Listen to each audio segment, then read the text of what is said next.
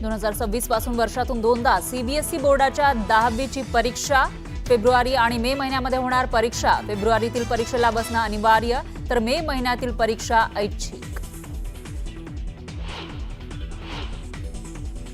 हिंदीच्या विषयाबाबत मंत्री दादा भुसेंवर सर्वांशी चर्चा करण्याची जबाबदारी, क्रेडिट सिस्टीम समजून सांगण्याची गरज तर मराठी मुलांच्या हिताचाच निर्णय घेणार, मुख्यमंत्र्यांची ग्वाही।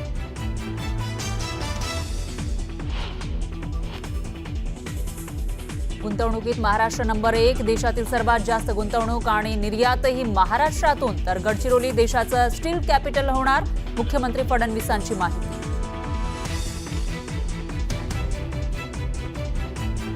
पुणे मेट्रोच्या दुसऱ्या टप्प्याला केंद्रीय मंत्रिमंडळाची मंजुरी, वनाज ते चांदणी चौक, रामवाडी ते विठ्ठलवाडी मार्गाचा समावेश, पंतप्रधान मोदींच्या अध्यक्षतेखाली झालेल्या बैठकीत निर्णय।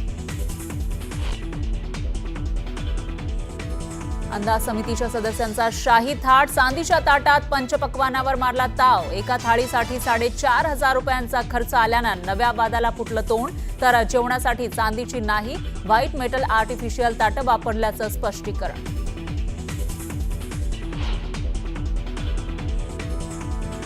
आणीबाणीच्या निर्णयाला 50 वर्ष, आणीबाणी लोकशाहीतील काळा इतिहास, सोशल मीडियावर पोस्ट लिहून मोदींनी सांगितले अनुभव तर फडणवीसांचाही काँग्रेसवर हल्लाबोल।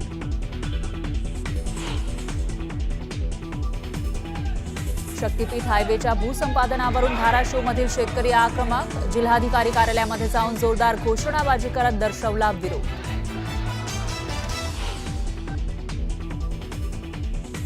पुण्यातील स्वारगेट बस स्थानकासमोर गांजा तस्करांचा पाठलाग करून पोलिसांनी पकडला, थरार सीसीटीव्हीमध्ये कैद, 16 लाखांचा मुद्देमाल जप्त।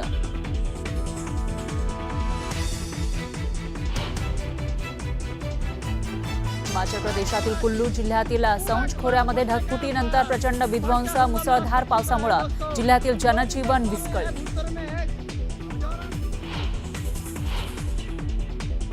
शुभांशु शुक्लांनी रचला इतिहास, शुक्लांनी घेतली आंतरराष्ट्रीय अंतराळ स्थानकाकडे झेप, ISSला भेट देणारे शुक्ला ठरले पहिले भारतीय।